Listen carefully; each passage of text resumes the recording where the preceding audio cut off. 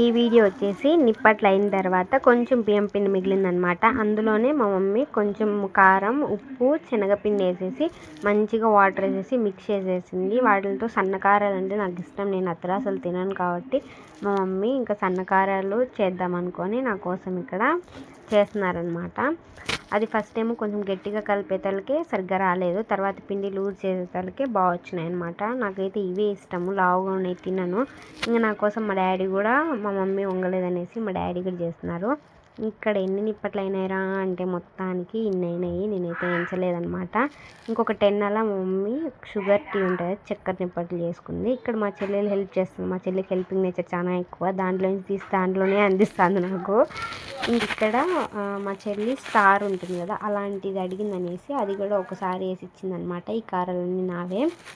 ఇంకే చెప్పాను కదా అత్రాసలు చేసిన తర్వాత చాలా గిన్నెలు వస్తాయనేసి, చూడండి ఎన్ని వచ్చినాయో. మళ్ళీ అవి మళ్ళీ కడుగుతూ ఉంటే మా మమ్మీ వచ్చి నేను కడుగుతాననింది. ఇంక సరే అని నేను బయటకు వెళ్ళిపోయినాను. మళ్ళీ మా మమ్మీకి బట్టలు ఇచ్చాను అనమాట, ఎవరో స్టిచ్ చేయనీకి. వాళ్ళు వచ్చినారు తీసుకోబోనేకి.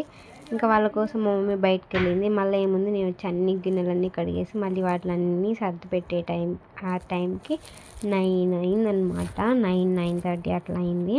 ఇంకా తర్వాత ఏముంది, మొత్తం అంతా మళ్ళీ ఆ తిన్నవన్నీ సింక్లో వేసేసి ఇంకెళ్ళి పడుకున్నాం అనమాట. కొంతసేపు టీవీలో సీరియల్స్ అన్నీ చూసి ఇంక పడుకున్నాము. అవును, ఇంతకీ మీ ఇంట్లో మీరేం పిండి వంటలు చేసుకున్నారు?